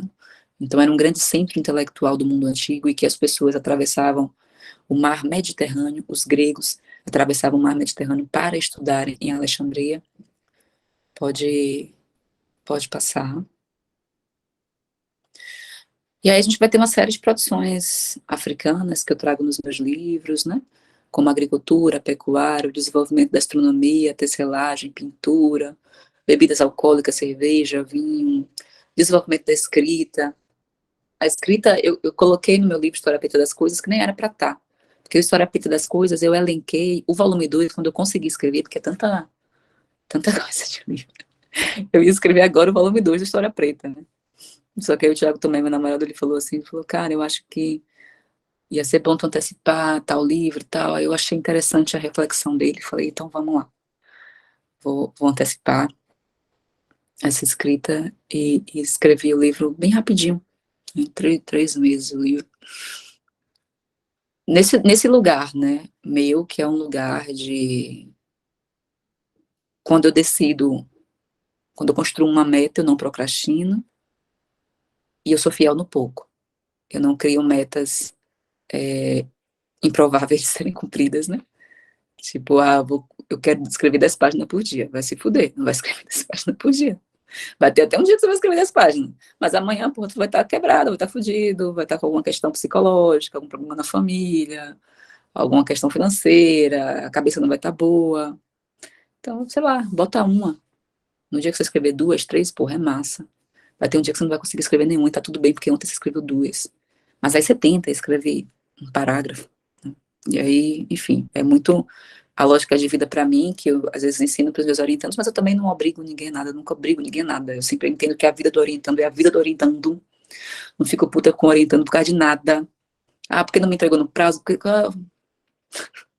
pessoa tranquila. Porque, ó, é verdade.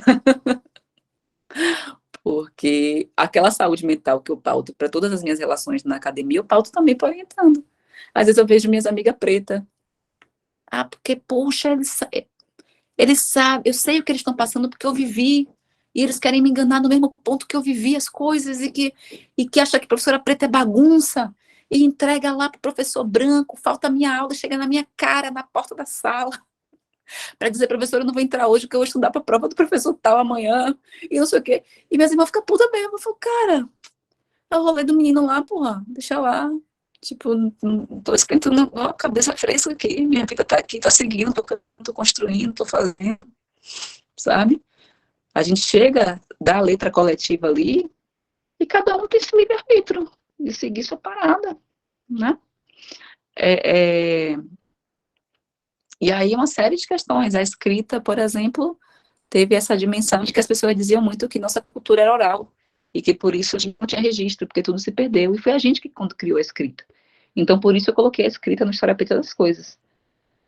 Mas o volume 1 do História Preta das Coisas era para ser só coisas palpáveis. Pão, cerâmica, sandália, escova de dente, prótese ortopédica, tala ortopédica, máquina de tecelagem, semáforo, coisas palpáveis, né? Aí eu coloquei a escrita, que é um signo, né? A escrita é um signo linguístico, não é palpável. Mas eu coloquei porque é importante a gente entender que foi a gente que fundou o bagulho. Aí eu coloco papiro também. Ó, a gente não só criou a escrita, como a gente criou a forma de registro escrito, né? O avanço, a medicina, a mumificação, medicina especializada, avanço das navegações, tudo isso é cultura ancestral africana, tudo isso. A medicina, por exemplo, africana, é anos-luz avançada em relação à medicina europeia. A gente vai ter papiros africanos como papiro de Éberes, papiro de Edwin Smith, papiro medicinal de Londres. Os nomes são desgraçados, porque são nomes dos sequestradores, né? Mas são papiros africanos medicinais, que são papiros de 3.000 a.C. Por quê?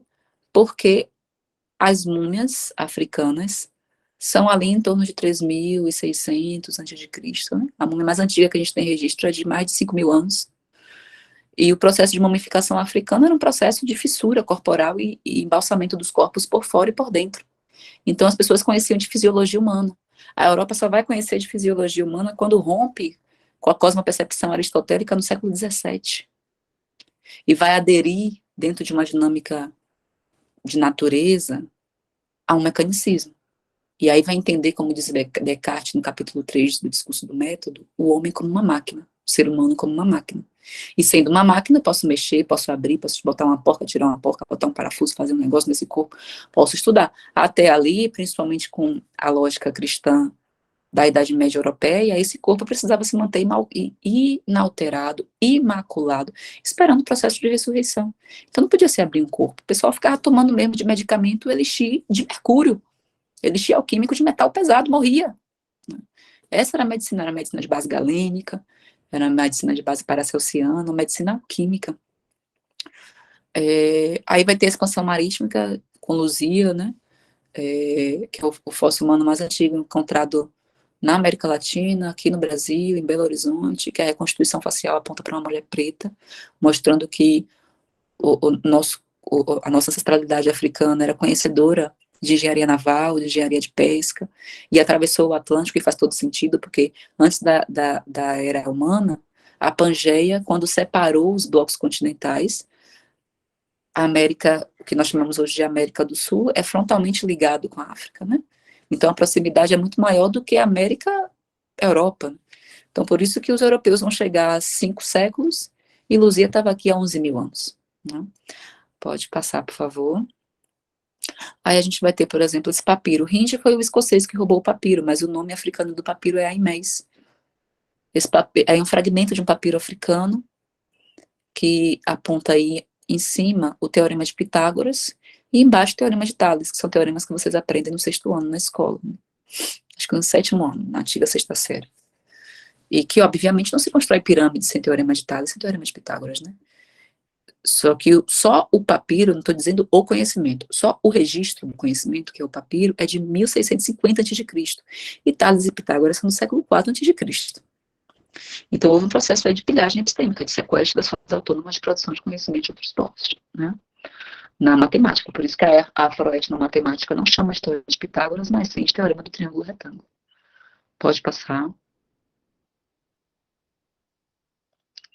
Também utilizava o conhecimento matemático para fazer os cálculos do perímetro urbano nas cidades. Pode passar.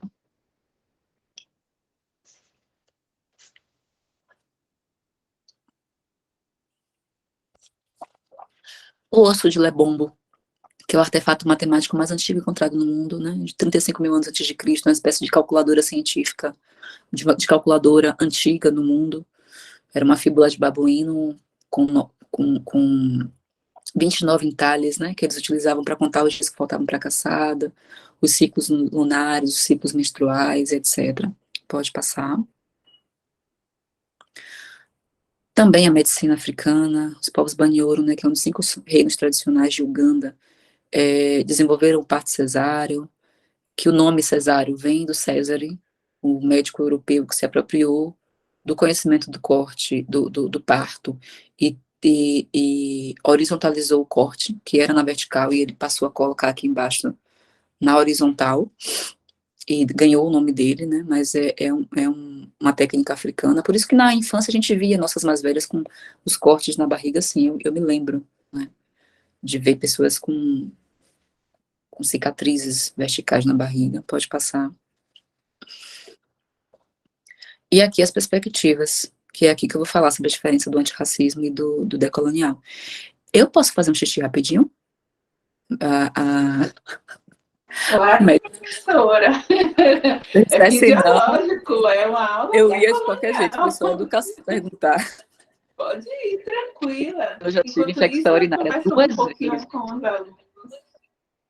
Eu já tive infecção urinária de prender xixi Pode. 2 vezes. E aí o médico me disse, se você tiver a terceira, você vai ter que ir no médico específico de rim. E eu sei que não é uma questão de rim, é uma questão de estar trabalhando e não querer interromper a porra do bagulho. Mas eu vou ali e volto rapidinho. Pode ir, pode ir. Aproveitando o intervalo da professora, eu gostaria de comunicar a todos os alunos que estão presentes aqui nessa live que os tutores, a mentoria, eu falei no início, e eu vou reforçar agora, estão à disposição de vocês, conforme estão em todas as pastas disponibilizadas a vocês. Eles estão no grupo Telegram. Vocês podem se informar, interagir, que eles estão à disposição. Alguns de acordo com o eixo que vocês mais se identificam, e outros vocês podem desbravar. Vou usar essa palavra educada, tranquila, porque cada um encontra a sua afinidade com o seu tutor. Se é que eu posso colocar assim diante de uma aula descolonizada. Hoje enviamos um pré-cronograma das aulas já confirmadas e, aos poucos, estamos organizando todos os detalhes. Nossa equipe é pequena, mas é acolhedora, vocês já notaram, e os grupos são justamente para isso. As dúvidas que vocês tenham, as dúvidas mais críticas, mais íntimas, nós temos o e-mail, que é o do Gmail, oparasaberes@gmail.com, e tanto eu, Patrícia Bernardes, assistente de comunicação, como Raquel Guimarães, estamos prontas para responder e tirar todas as dúvidas. Quem necessitar também de qualquer amparo no circuito digital, para acessar o seu próprio Google Drive, os tutores estão à disposição. As dicas e indicações também de livro e literatura, os tutores estão à disposição. Nossa professora retornou. Voltei aqui.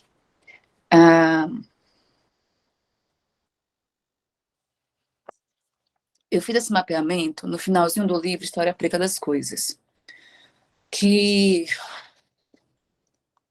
por exemplo, na Maria Filipa, eu percebia que tinham práticas de diferentes naturezas, né? Vou tentar exemplificar aqui para vocês compreenderem melhor. Por exemplo, aí o pessoal perguntava, a escola, ela é afrocentrada? A escola é decolonial? A escola é antirracista? E eu ficava pensando, falei, caralho, acho que a escola é tudo. Agora, eu entendo que a escola é majoritariamente afrocentrada. Quando a gente pensa sobre a África, a gente pensa a partir do modo de ser e estar no mundo africano. Do mesmo modo que a gente tenta, não sei se seria uma afrocentricidade, mas quando a gente pensa temática indígena, a gente sempre buscou mobilizar nossas famílias indígenas, né? Outrora a gente tinha a família do Acauã, hoje a gente tem a família da Tsara Pataxó, e aí a gente até enche um pouco o saco das famílias, assim, né, para nos formar, para dialogar com a gente, as famílias nos convidam, né, a gente esse ano teve no encontro das comunidades indígenas da Bahia, foi muito bonito o convite, né, a família da nossa estudante falou assim, ó, essa semana nosso estudante não vai à escola e a gente convida a escola para vir até nós. E aí, e aí era no CAB, era um grande encontro indígena no CAB, e a turminha dela foi, né, para o CAB, para ver as comunidades indígenas, né? Então, eu acho que é por isso que eu tenho uma resistência inicial de colocar a escola como afrocêntrica, porque remeteria a uma lógica apenas africana. E tem essa dimensão indígena. Então, por isso que o decolonial, ou descolonial, acabou sendo abraçado de um modo mais efetivo, mas a gente se intitula de tudo. Depois a gente criou outros termos, afro-referenciado, afroafetivo, várias coisas, né? A gente foi criando mesmo.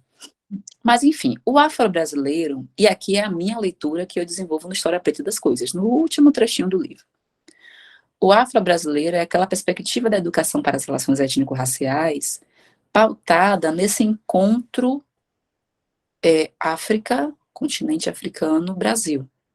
Então, é a cultura popular, o que emerge da cultura popular, o que é criado no Brasil. Então, vamos pensar a feijoada, as religiões de matriz africana, a gente vai pensar o candomblé, a gente vai pensar, enfim, a questão dos orixás, a gente vai pensar a capoeira, a gente vai pensar o acarajé, a gente vai pensar o maculelê, a gente vai pensar aí o samba, a gente vai pensar uma série de elementos culturais da nossa população que emerge no Brasil a partir de uma ancestralidade africana, mas que são eminentemente brasileiros. E isso é cultura afro-brasileira. Grande parte dos... esse ano eu neguei, eu não tive... Eu entrei nessa vida digital influência, eu precisei diminuir drasticamente. Tipo assim, primeiro semestre eu participei de 22 bancas. Segundo semestre, eu falei, cara, não dá. Banca é um rolê muito pesado. Acho que eu participei de 5 bancas no segundo semestre, né? Mas, enfim, esse ano todo, acho que eu não dei um parecer de artigo. Enfim, a gente vai ressignificando a vida da gente, vendo para onde é que a gente quer caminhar, o que é que a gente quer fazer. Eu não sei o que é Bárbara daqui a 5 anos, realmente não faço ideia. E tô aí para o que eu sou pro ancestral me mover, né? Me movimentar. Não tenho medo de mudanças na vida, não.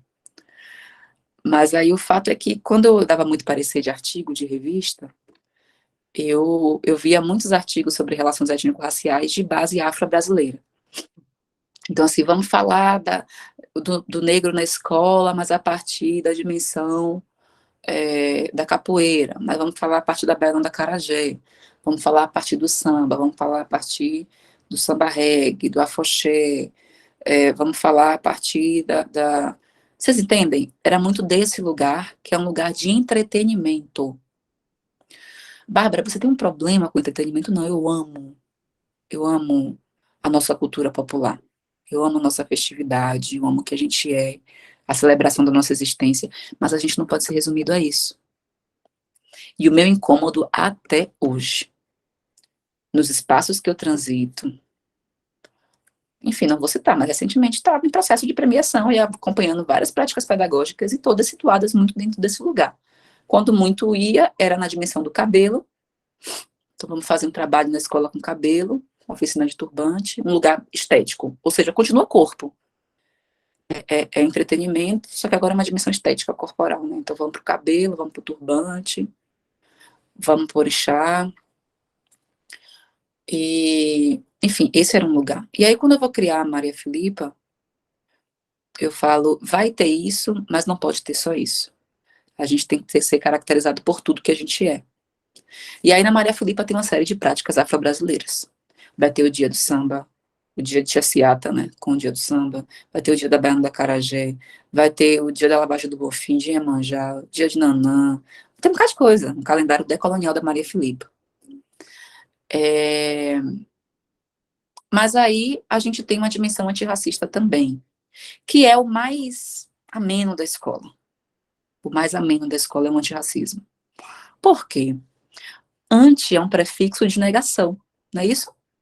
Então, a gente está negando o racismo, a gente está denunciando o racismo, a gente está enfrentando o racismo. O que é que você está querendo dizer com isso, Bárbara? Que a categoria central do antirracismo é o racismo. A gente passa a vida orbitando em torno do racismo. Eu tive uma fase assim também. Eu chegava nas reuniões já assim, tensa, sabe? Esperando alguém falar alguma coisa para dar uma bênção pelo meu despeito, sabe? Para, tipo, esbravejar, já ia esperando. E aí eu percebi que para nós, pessoas pretas, vivermos uma dinâmica antirracismo, que é o quê? A dinâmica desse imediato. O racismo diz que a gente é feio, a gente vai dizer que a gente não é feio. O racismo diz que a gente é burro, a gente vai dizer que a gente não é burro. O racismo diz que a gente não é humano, a gente vai dizer que nós somos humanos. O racismo vai dizer que a gente tem que morrer, a gente vai dizer que vidas negras importam. O racismo vai dizer que mulheres negras não são mulheres, e a gente vai dizer que mulher preta é mulher sim. Que criança negra não é criança. E aí os casos todos, né, de Cláudia Ferreira, o caso de Miguel, todos os casos. Que criança preta não é criança, que idosa preta não é idoso, e que tem que apanhar na cara mesmo da polícia quando chega na quebrada, na favela, não sei o quê. O racismo está dizendo tudo isso, a gente está dizendo que não, que a gente tem que viver, que a gente... É importante o antirracismo, é importante, porque ninguém constrói políticas públicas sem denúncia. Mas não dá pra gente viver a vida no antirracismo. Porque o antirracismo, ele orbita em torno de uma agência ocidental, que é o racismo. Ok? Do mesmo modo, a mesma analogia a gente pode falar para a decolonialidade. Antirracismo é antirracismo, decolonialidade é decolonialidade. A decolonialidade está querendo enfrentar, destituir, destruir a categoria central da colonialidade. Ok? A colonialidade, ela é um padrão subjetivo dos povos colonizados. E essa colonialidade, ela vai ser forjada também a partir da questão da raça.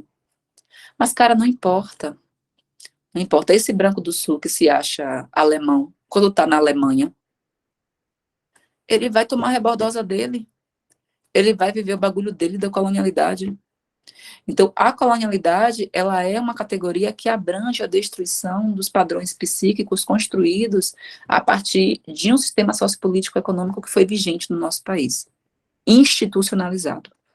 O racismo não foi, como foi o sistema de Jim Crow nos Estados Unidos, como foi o apartheid na África do Sul, apesar de que, onde há territorialidade, como diz a Lisa Lucinda, há apartheid. Né? Onde há espaço que a gente reconhece que é espaço de preto, que é espaço de branco, a gente percebe que há apartheid. Como diz a professora Vlamira Albuquerque, o racismo no Brasil nem é velado, ele é dissimulado. Então é esse racismo da celebração da democracia racial, da mestiçagem, da festa das raças e etnias, mas é esse racismo aí, que está na paleta de cores, identificando de A a Z quem é o preto, e situando ele no seu devido lugar social, que o racismo nos pauta. Né?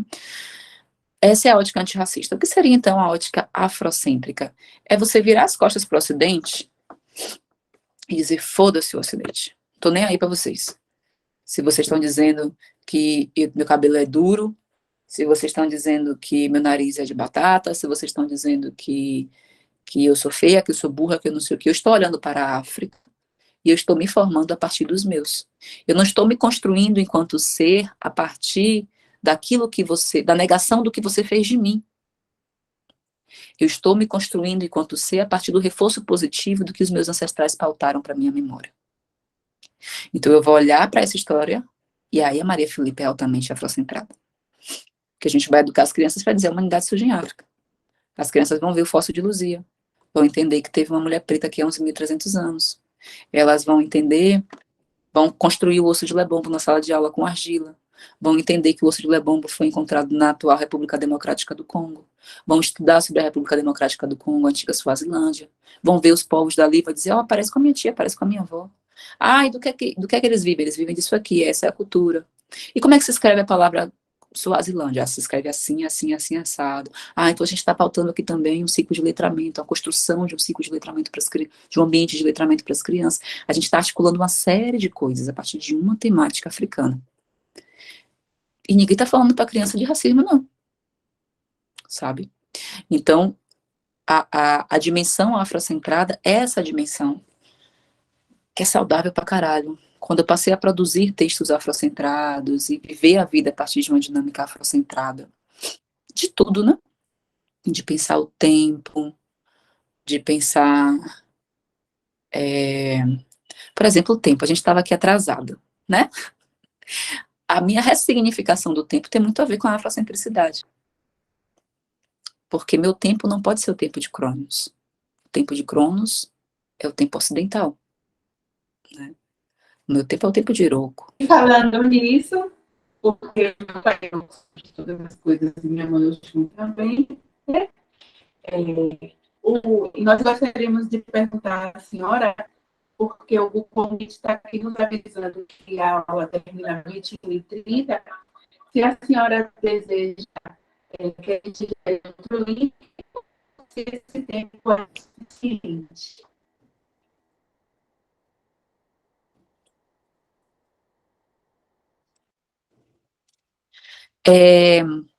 Cortou bastante, mas acho que você está dizendo que vai estar perto de terminar, né? Em 17 minutos. E aí se abre para pergunta, foi isso? Deixa eu ver se agora está me ouvindo direito. Pronto. Melhorou bastante agora. O tempo, a fluidez do tempo, o convite está nos avisando. Voltou a cortar. Mas eu acho que é isso. Às 21h30. Uhum. Nós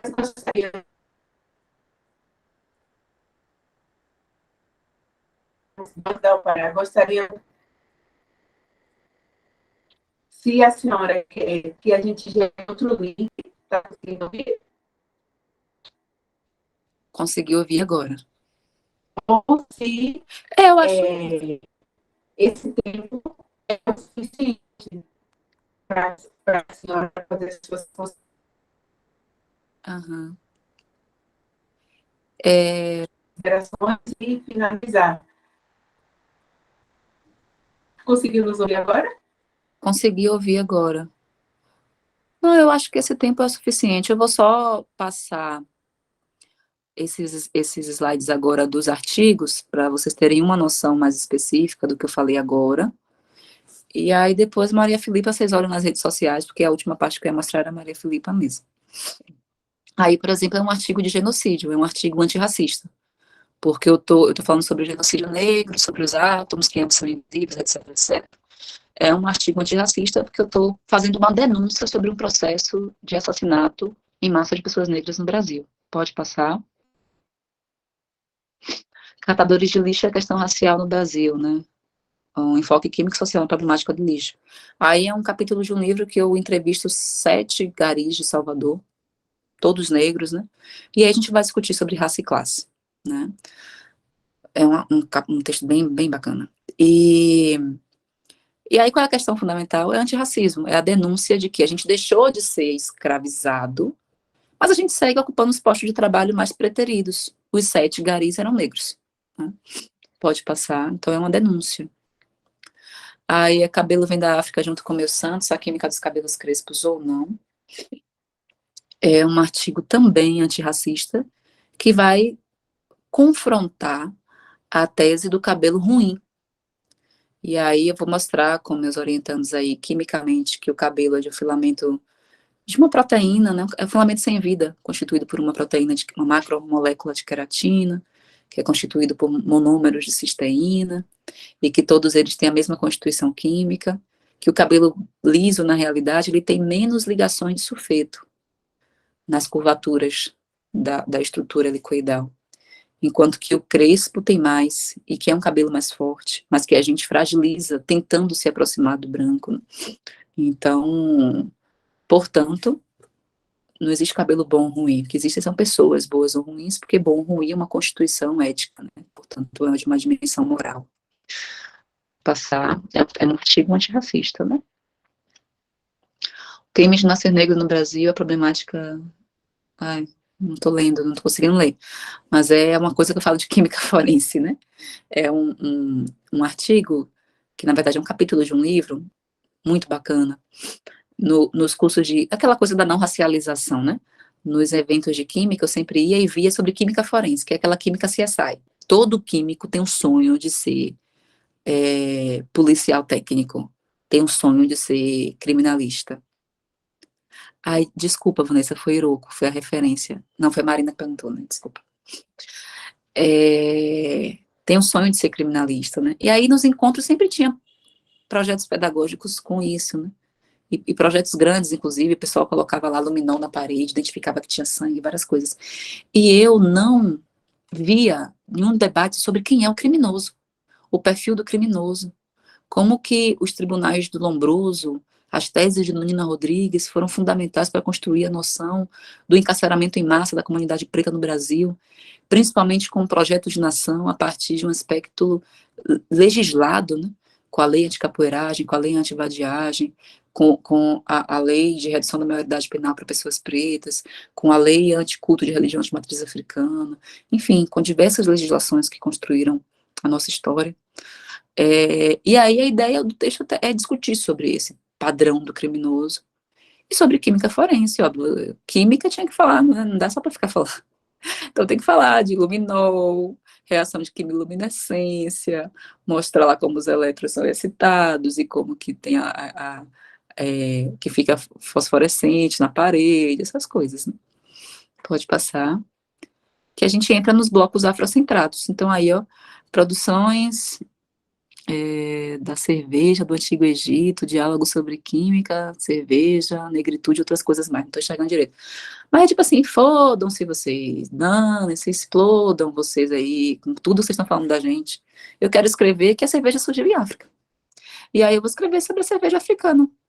E aí eu vou escrever com o meu orientando Luiz Henrique sobre os processos químicos orgânicos de produção da cerveja maltada em África. Sabe? E é isso. Pode passar um texto afrocentrado. Linda e Preta, não me lembro o resto. É um artigo sobre cosmético, que escreve eu, a Catemari, que é uma doutora, né, que eu já falei aqui, que é minha companheira aí de produção na física, doutora preta na física, e a professora Sueli Conceição, que é professora, que é uma empresária, né, da Yaomi, que é uma marca de cosméticos pretos da Bahia. E ela é bióloga. Aí a gente junta os conhecimentos de biologia, de química, de física para falar sobre cosmetologia africana, sobre como que os cosméticos surgem em África, bloqueadores solares, batons à base de lang-lang, pós faciais, e tipo assim, danem-se vocês, morram vocês aí, entalados com o racismo de vocês, dizendo, pautando qual a nossa agenda. Eu quero falar de poder. Né? Pode passar. Aí é um artigo afrocentrado, mas eu diria mais decolonial. Esse artigo é mais decolonial, que é um artigo que eu vou falar sobre decolonialidade em afroperspectiva, e eu vou apresentar uma série de cientistas negros e negras que foram fundamentais para a história. Ele é uma prévia do História Preta das Coisas, esse artigo. História Preta das Coisas é publicado em 2021, esse artigo é publicado em 2019 na Rebepec, e aí muita gente acessa esse artigo naquela época, vira uma referência assim, para vários cursos de ciências. E aí eu falo, cara, é uma demanda, precisa escrever esse livro, né? Aí 2 anos depois vem um livro, pode passar.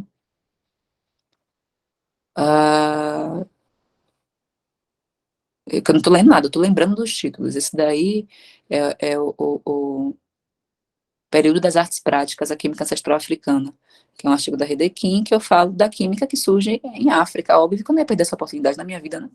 De destituir o ciclo Demócrito Epicuro da criação da química do século 4, 5, 4, 3 a.C., né? Então não, pô, a química surge na África, 70 mil anos com a Revolução Neolítica, domínio da técnica do fogo, produção de fornos, de altos fornos na Tanzânia, desenvolvimento de metalurgia, fundição de metais, ligas metálicas, cerâmica ali em torno de 9 mil anos no Cinturão de Sahel, desenvolvimento de bebidas alcoólicas, de cosméticos, de farmacologia, o AS desenvolvido em África, por exemplo, né, com salgueiro, com extrato de salicilato, de mumificação, desenvolvimento de papiros. Então, assim, é um artigo para dizer que a química surge aqui. E vocês que se virem para dizer o contrário. Eu aprendi sobre isso, de não ter medo de projetar a minha escrita. No início, as pessoas problematizavam muito as fontes. E aí eu comecei a devolver a pergunta para elas, e qual a certeza da sua fonte aristotélica? E qual a certeza da sua fonte? A minha fonte é duvidosa, porque a sua fonte branca é verídica. Então a gente está falando aqui de uma disputa de narrativa, e eu não vou recuar. Porque era muito pesado isso no começo, né? Quais são suas referências, quais são suas fontes? Porra, inicialmente minhas fontes eram artigos dos Estados Unidos, textos, traduções, Bisbarro, em 2014, com o livro do Ciência, Tecnologia e Inovação, do Carlos Machado, que era um cara que falava inglês, e que há 20 anos trabalhava entregando revista aqui em São Paulo, e que há 20 anos pegava um bocado de texto em inglês, de ciência, e ia traduzindo de pouquinho em pouquinho em pouquinho, até que ele construiu o livro dele. Acesso esse livro em PDF. E aí mas quem é o Carlos Machado? Ela falou, porra, tá bom, beleza. E quem é fulano de tal aí que você cita? Foda-se, siga aí com o seu caminho que eu vou seguir aqui. Na verdade, não é muito o argumento que se queria pautar, é o argumento do discurso de autoridade. É um argumento possível dentro da filosofia, mas é um argumento falacioso, né? Que a gente rapidamente desconstrói. A argumentação, ela precisa se estabelecer dentro dessa dinâmica dialética, né? De tese, antitese, de síntese, né? Aí são os livros afrocentrados. Esse é o volume 1, pode passar. Volume 2, pode passar. O Descolonizando Saberes, Mulheres Negras na Ciência, pode passar.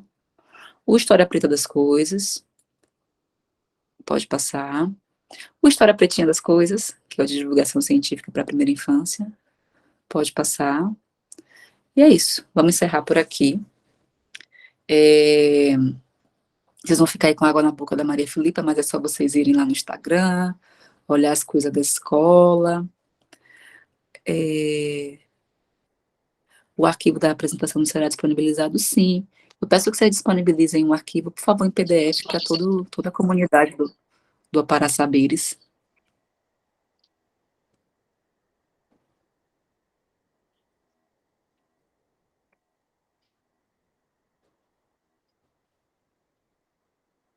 Alguém tem alguma dúvida? A gente tem aí 6 minutos antes da gente cair, né? Eu achei vocês meio... Então, O que aconteceu, gente? Vocês não gostaram da aula? Foi difícil? para saber, Dormiu? O que é que aconteceu? vocês estão professora ou está com interrupção na conexão? Agora eu tô te ouvindo. Tamara levantou a mão aí. Posso falar? Boa noite, gente. Vocês me ouvem? Estamos aqui já na fila da pergunta. Pode falar sim. Então, eu queria falar bem rapidão. Eu sou moreirense, itaparicana. Ai, caiu. Droga. O que foi que caiu? Aí vocês me ouvem? A gente está te ouvindo perfeitamente. Pronto, eu sou descendente de amoreirenses, né? De Itaparica, descendente de Maria Filipa. Sou egressa da UNEB, preta, professora de inglês. Resolvi submeter meu anteprojeto no último dia de inscrição. E eu resolvi me submeter porque as minhas colegas, né, de profissão, eu não me enxergava representada nem fisicamente, nem ideologicamente, nem ensinando inglês, que era uma língua hegemônica. E comecei ensinando na federação. Quando descobri sobre a Escola Maria Filipa, por várias vezes tive vontade de ir lá, mas não quis ir por causa da síndrome da impostora, mas assim, fiquei procurando motivação. E queria dizer que essa aula da senhora foi um imenso prazer. Eu bato minha cabeça para a sua entidade, para a entidade de Carla Cotirene e todo mundo que está por detrás desse projeto. Que linda, minha irmã. Que linda a sua existência. Eu quero falar uma coisa, sua fala me trouxe uma coisa, mas deixa a Aria falar aqui, depois eu falo. Não sei se tem mais alguém com a mão levantada. Tem, na verdade, Cristiane antes, né? Cristiane Santos, desculpa. Boa noite, professora. Boa noite a todos e todas. Eu também sou de Salvador. Já lhe acompanho. É uma emoção muito grande. Já troquei algumas mensagens contigo, né, no Instagram. Mas é uma emoção muito grande, né? Eu também me identifico muito com sua história. Eu sou ex-aluna, né? Hoje, mas você foi Serpete, eu fui escola técnica. Então é muita identificação. Eu também sou originária, né, do subúrbio ferroviário. E eu não consegui chegar no início da aula, mas a parte que eu li também foi muito significativa. Para te agradecer. Eu ainda não tinha conseguido estar no ambiente que você estivesse falando, né? Só estava ouvindo da internet. Mas, professora Bárbara, você falou na escola, né, Maria Filipa, e eu trabalho na prefeitura e numa secretaria que está envolvida no selo da escola antirracista, né? E dia 22 a gente vai ter a celebração. E eu espero lhe dar um abraço lá, por favor, porque eu estou na comissão, e aí é mesmo um prazer, né? E te agradecer por tudo que você vem fazendo por todos nós. Muito obrigada. Muito obrigada. eu que agradeço. Ao Estou para esperando você saberes, assistir. gostaria que, ao para saberes, em nome de toda a equipe, gostaria que a professora Bárbara Carini fizesse suas considerações finais, antes que a gente passe pelo constrangimento do Google Meet encerrar a nossa cara, né? Já basta que ele nos boicotou no início. Eu falei sobre mim, sobre essa universalidade, sobre essa Bárbara que é muita coisa, assim, essa Bárbara que pensa muita coisa, que escreve, que mobiliza. Mas, na escrita de vocês, da tese, na verdade, dos projetos, para vocês serem aprovados, lembrem do ponto de partida da nossa aula. Sejam estratégicos, ok? Assim, lembrem que vocês querem passar. Depois que vocês passarem, vocês, né, Agnaldo? Conversa com a orientadora, com o orientador, puxa um co-orientador, faz um negócio. Mas, assim, eu fiz um projeto de doutorado que eu sabia que eu não ia executar. Meu projeto de doutorado inicial foi sobre currículo. Eu não tinha uma ideia para o meu doutorado. Uma ideia